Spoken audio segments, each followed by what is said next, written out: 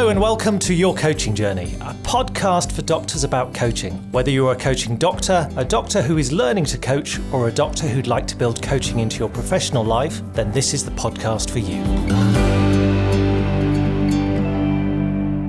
Hi, I'm Helen Leathers, and with me today is my business partner and co-host, Tom Dillon. Good morning, Tom. How are you? Good morning, Helen. I'm wonderfully well, thank you. I think I said wonderfully well last time. Did you? Yeah. I must think of new ways to describe myself. Actually, this morning I woke up singing I'm Every Woman. You did, That's yes. how I'm feeling this morning. It's now in my head, keeps coming into my head. It's all in me. Okay. It's now in my head because he's been singing it. There we go. We could do a duet. No. Even your granddaughter won't let me sing. Helen, no, she says whenever I start singing. You could do it naturally. I'm going to keep on now. No, let's not. What are we talking about today, Helen? Today we're talking about an approach to coaching called the transpersonal approach. Transpersonal coaching. That's very grand. It does, doesn't it? Yeah. Yeah.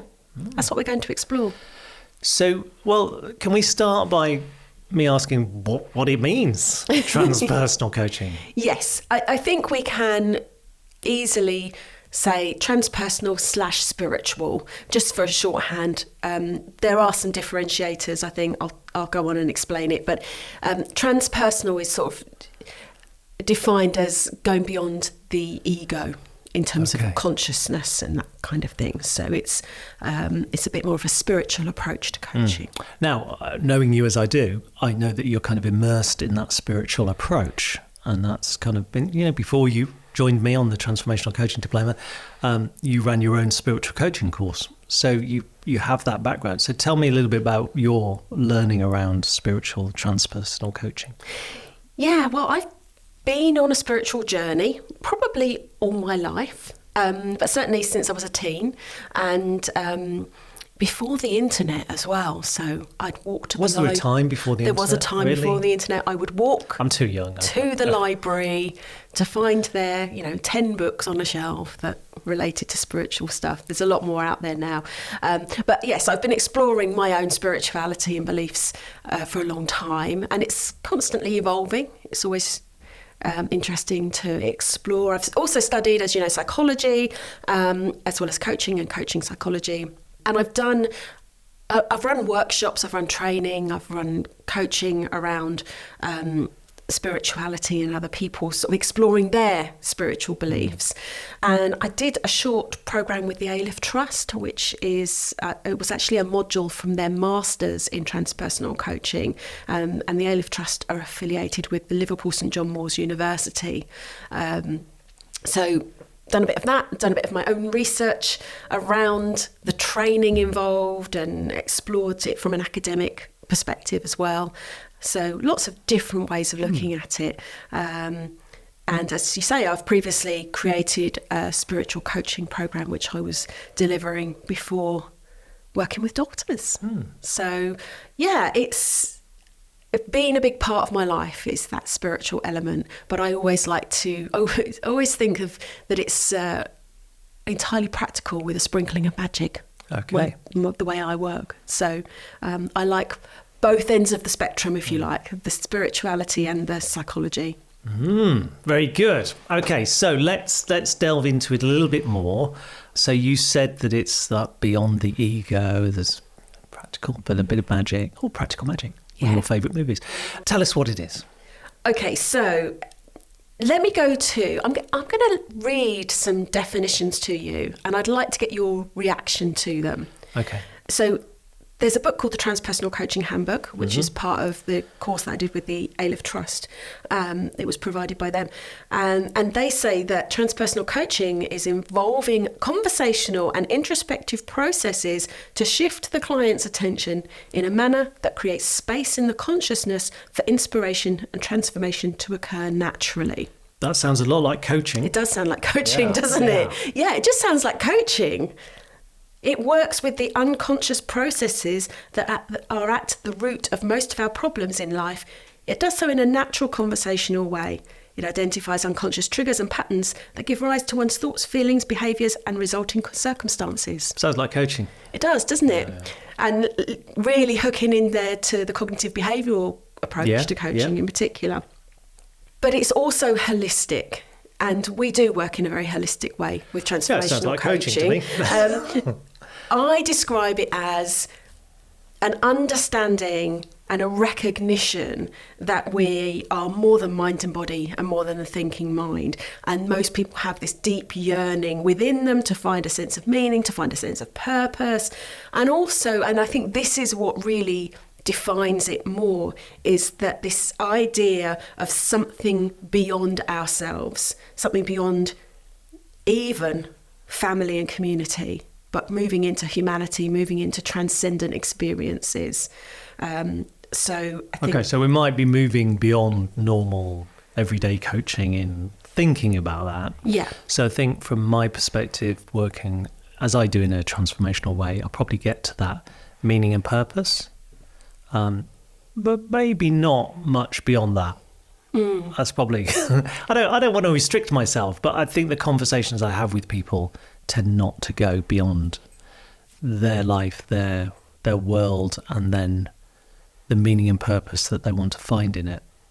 Whereas the people I work with, it's often much bigger than that. Yeah. It's leaving a legacy, it's feeding into beliefs, leaning on beliefs, developing beliefs. Not always, and I would say that I can work in a transpersonal way, and I often don't. It depends on the client. So as we've picked up there, it's really, really similar to transformational coaching. Yes. Just with that exception of that spiritual piece. And I think that that's an acknowledgement on the part of the coach, but it also will depict, if you're out there marketing yourself as a spiritual coach or a transpersonal coach, that will impact the type of clients that you have. Yes, I can see that. And I'm used to people having belief and talking about their belief in the coaching room. You know, that their faith is important to them. And I've certainly had conversations with people about what that means to them in terms of what they're trying to do. So I don't shy away from conversations about faith and belief. And if you're offering an inclusive approach to coaching, then it almost, belief should be irrelevant, but also should be included, if that makes sense. So it doesn't matter what your beliefs are, but it might come into the conversation, and you need that non-judgmental space. Interesting. When I was on my master's course, we were going to have a day on spiritual coaching. That was kind of, and there were a couple of people that had strong religious beliefs in the room, and I flagged up a concern that if we were bringing that and having a healthy debate about spirituality, faith, religion, that I might offend people. Not because I have contentious views, but I like the debate. I like to talk about it. It's of interest to me. I like to explore it, but I'm not sure that everyone that has a faith is ready for the challenge of someone talking in that way about it. And throughout my master's course, I was very challenging of everything we talked about. So it wasn't something about religion that sparked that challenge in me, but I wanted to be able to speak freely and openly about it. And I was concerned that I might upset some people in doing so.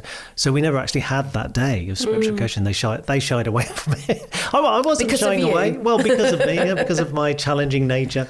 But yeah. I think that openness has to be, everyone has to have it, don't they, in the conversation? Yeah, I think so. I think it's difficult if you don't. If you come to, well, certainly if you come to a group academic conversation and are not prepared to talk about things in a critically evaluating way. Yeah, absolutely. So I think also there's this idea of the expansive self in spiritual coaching and transpersonal coaching, going beyond self, but also expanding self, if you like, so that you can help a client to access more resources, inner and outer resources, psychological resources, spiritual resources that will help them to become their best and true self. And so much like transformational coaching, but the expansive sense of self is quite interesting. And there is a leaning sometimes towards transcendent experiences. So the use of meditation and open awareness is an integral part of transpersonal coaching. And as you know, we've talked about using visualization for future vision, if you like, for creating that future that someone perhaps wants to aspire to or journey towards as a goal. But also, certainly within the course that the Aleph Trust do, there are modules on shamanic practices and actually also discussion around the use of hallucinogenic substances. To create... I had a doctor on our course that he's a psychiatrist and he's involved with the use of hallucinogenics. Yes. And actually, and he's really interested in the coaching field of how that might change someone's restricted views and get them unstuck to see things in a more expansive way. So. Yeah, absolutely. Now, that's not something, in terms of the hallucinogenic substances, that's not something that I've explored. Personally, I don't have an interest in that. I have more concerns. We could give it a go. I think there's some legal issues there. Personally, having used meditation and meditative practices since I was sort of 16, 17, I don't think it's necessary, and maybe that's, you know, a limitation of my beliefs, but that's not somewhere I have an interest. So it's there. I'm interested in shamanic practices, and they are the sort of the practices of the native cultures, indigenous peoples, medicine person in their village. So that would be the person that is like their village healer, who would lead them in faith practices and create transcendental experiences. And now, again, sometimes through the use of naturally occurring hallucinogenic substances, but that's not something that I'm interested in. So that can come up. Just, I thought I'd flag that up, because if any doctors are going, oh, this sounds interesting, I'll go and find out more, there will sometimes be reference to that. So I just thought I'd mention it. But meditation and open awareness is where I sit with that kind of idea of expanded self. So that's what it is, yes. So when would transpersonal coaching be useful? I think this is interesting, because I think that if you're drawn to work in this way, it's because you probably have a strong spiritual side yourself, a strong faith. And when I say spiritual, I will encompass all religious faith and beliefs within that as well. I often have very interesting conversations with people of all sorts of faith, and I think so spiritual can encompass all of that. So I think if you're drawn to work in this way because it's part of who you are, it could form your identity as a coach. So it could be a huge element in your marketing and branding. And then people who also have that same interest and that same belief system will be drawn to you. So I think it's useful when you as a coach want to make it part of your coach identity. I think if you want to work in that way sometimes, but not always, which is the way that I work, so I can easily work with people who have no faith at all, who don't want to bring that into the conversation. But when a client specifically wants to explore something about their spirituality, I think that it can be really useful. So whether that's living a more spiritual life, developing a spiritual practice, considering or reflecting on their own spiritual philosophy and what it means to them, that's when this approach can be really useful.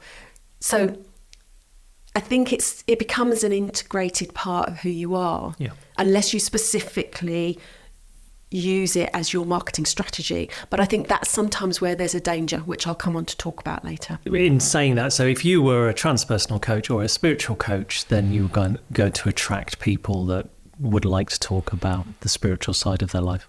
Yeah.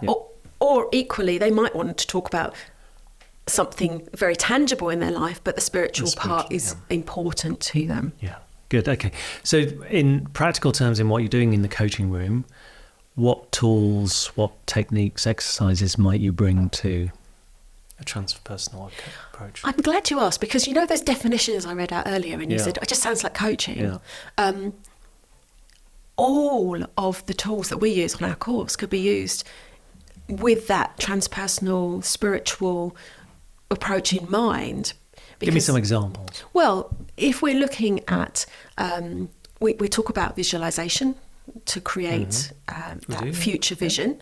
If you're thinking about exploring the triggers and underlying beliefs around our behaviour patterns, that's cognitive behavioural coaching. I think that exploring what spirituality looks like in terms of your values, in terms of your strengths, even in terms of your health and well-being, it all feeds into that.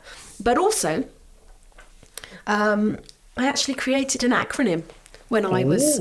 We like an acronym. I know. When I was developing my spiritual coaching program, which was an accredited coaching program with the Association for Coaching, I created a bit of a framework. Now, it wasn't a framework for coaching in the way that Tom's Code is, in that I talk people through, a process, but it was the elements that I felt were important in helping someone in the capacity of a spiritual coach.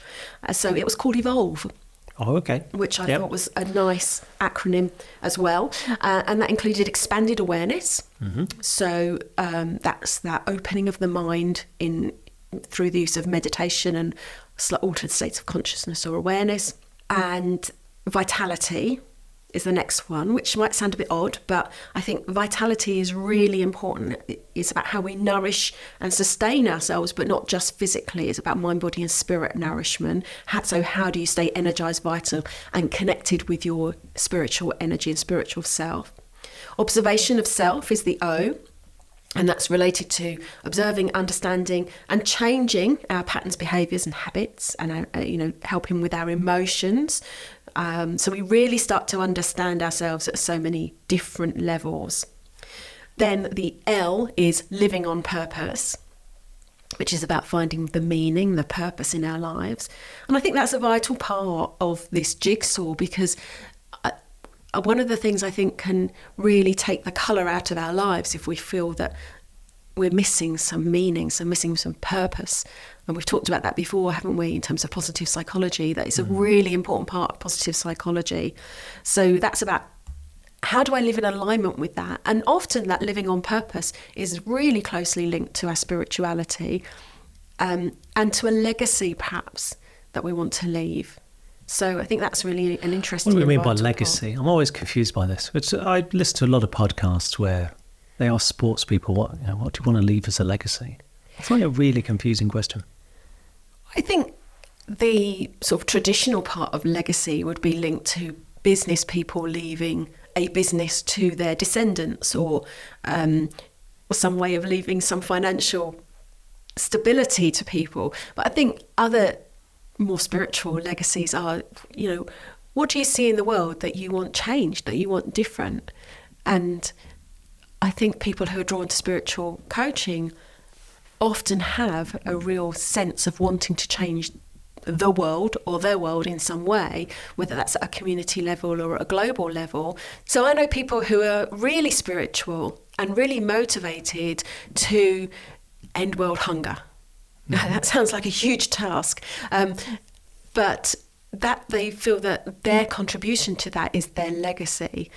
I know people who work in equality and inclusion movements, and it's that idea of stepping into a movement. And I think that comes down to leaving a legacy, seeing something that you're passionate about in the world and wanting to make a difference there. And I think that's often very linked into spirituality and having a cause. Yeah, it's always a weird term for me. Just because it sounds very egotistical. It does, and I think that's... legacy. When you're gone, you're gone, mate.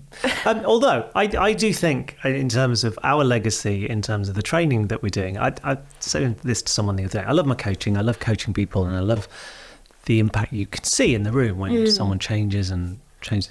But actually, in terms of training other people to coach, and say we're now up to about 300 people going through a course or been through a course, I know the ripple effect of them going out there and coaching other people and maybe training other people to coach. But the ripple effects of that are huge. Yeah. Now, I don't need that for me. I don't need anyone to recognise, that was... And I don't think it's about recognition. I think it is. And we have those moments, don't we, when we get a message from someone or someone mentions it in a testimonial or on a workshop, like what has changed in their life as a result of their coaching training, that we both take a moment and say, wow, you know, this is... But beyond that, we had a message the other day from someone who said, I had this message from someone that I was coaching that said that, you know, ITU put me back together, but coaching has helped me to move forward, to actually find a way forward. So that's someone that we've trained to coach who's going out there and coaching, and we're getting that feedback that the coaching has really helped. So that to me is... Yeah. And we don't need to be recognised for that. We just need to recognise it ourselves, that it is impactful in the world. And I think that that's what that living on purpose is about. I'm happy to be recognised. People send me an award. Services to humanity. Nobel Peace Prize. Yeah, that sort of thing. I'm happy. I don't know someone once that that was one of his aspirational goals, was to win the Nobel Prize. Wow. He was amazing. a physician. Not a physician. No, what would it? Physicist. That's the word. He was a physicist, yeah. Working on the Higgs boson, Hadron Collider thing. Wow. Yeah. I thought, what a great aspiration to have. That is a great aspiration. Yeah. He hasn't won it yet. Okay. I'm keeping my eye on him. Keep an eye out. We're looking for his name. Shall I finish the acronym? Yes, sorry. So we've got expanded awareness, vitality, observation of self, living on purpose. The second V is values. And I think this is really key. Understanding our values. We've just done a podcast on this previously. How they colour our life, how they show up, how they're expressed, how they give us a stronger sense of who we are, and how we might enact them in our lives and how that impacts our purpose. So that's about what's important to me and living in alignment with those values. And then the final part is exploration, and that relates to any quest that we have for personal development, emotional maturity, if you like, and understanding, intellectual development, spiritual knowledge and awareness, and exploring not just how we are and how we work, but what lights us up, what brings us joy, what makes us feel that we're in alignment with those values and that purpose, and looking to always discover more. So that EVOLVE acronym is what I base my approach spiritually on. If I can do all of those things, and the beautiful thing is that I can do all of those things within transformational coaching, and I suppose I don't need to put the label of transpersonal coaching on that, which is a label that perhaps wouldn't be understood by many. Yeah, I wouldn't. So, yeah, before I came across it, I had no idea what. So I can work in a transpersonal way without someone going, well, what does that mean? If I just say I'm a transformational coach, it's much more accepting. Yeah, and I suppose I was going to say you could use the term holistic. Yeah. And I was going to say, which ties into the humanistic underpinnings of coaching, but actually humanistic was not about spirituality at all. No. Although Maslow went to his, he was humanistic, and he went to his beyond the self, didn't he? Absolutely. Yeah, that transcendent. Yeah. I still haven't finished that book, Transcend, you know. It's all about his theories, and it's a page turner, then, isn't it? No, it's been ages. It's just huge. Yeah. It's a real tome. So, just looking at your evolved model, it would seem to me that much of that is holistic coaching, not necessarily spiritual. So, there's some bits in there about meditative states, but you'd use them in normal coaching anyway, and that perhaps connection with, in terms of vitality, sort of beyond the mind and body, and thinking about the spirit there. And then maybe the exploration, exploring spirituality beyond where they are now. But much of it is the same, living with purpose. Absolutely. Much of it is the same. What's important to me.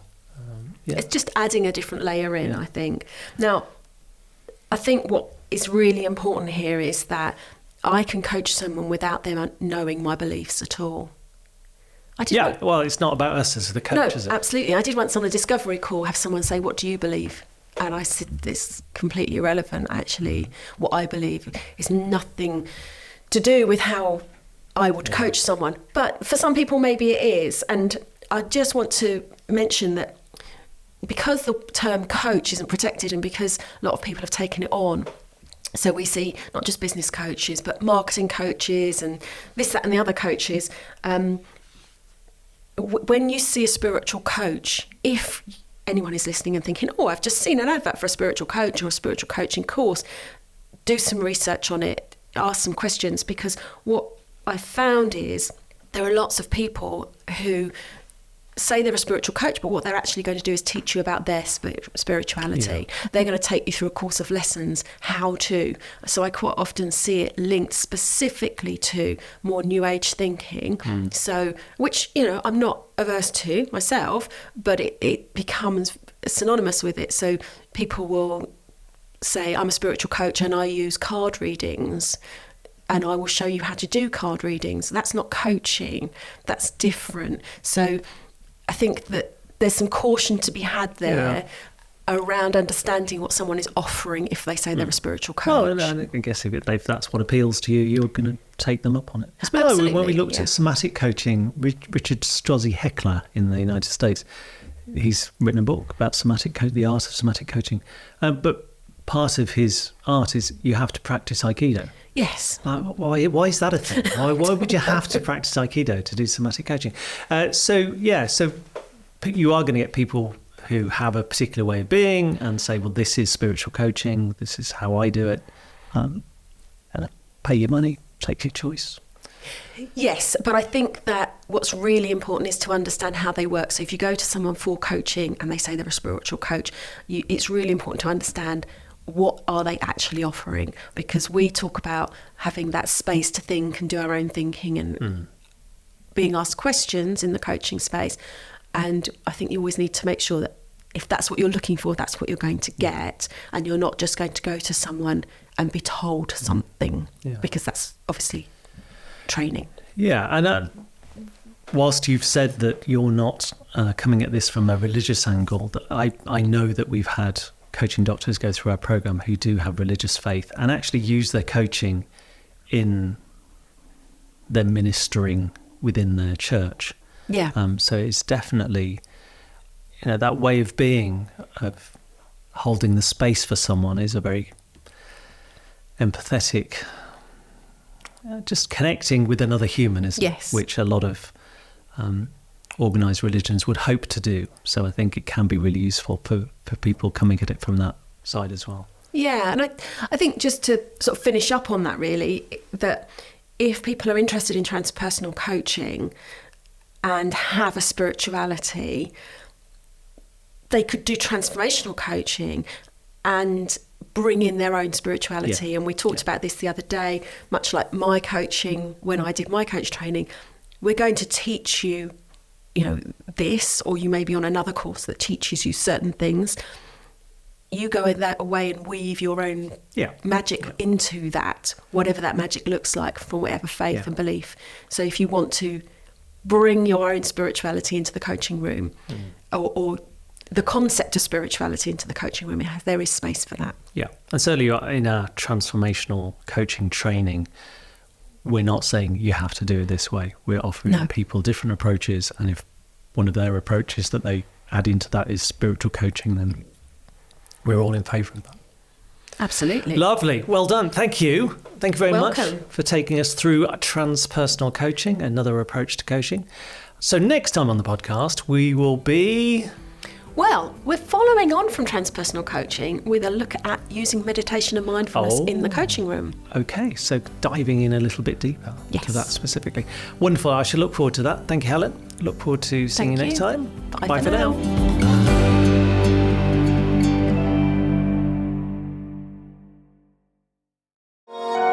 This has been a Monkey Pants Productions podcast.